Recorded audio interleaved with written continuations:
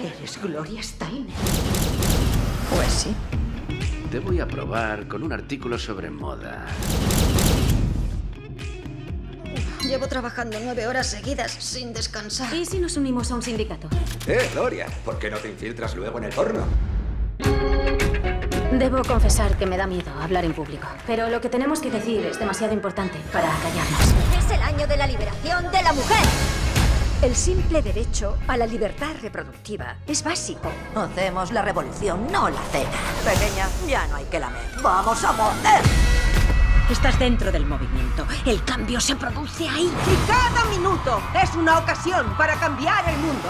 ¿Sois lesbianas? ¿Y tú qué eres, la alternativa? Por favor, Gloria, no es la primera vez que te lanzan cuchillos. Yo no le dije nada. No me quejé. Pude haberme ido y adiós. Lo harás. Y algunas veces decir lo que piensas te traerá problemas. La verdad os hará libres, pero antes os cabreará.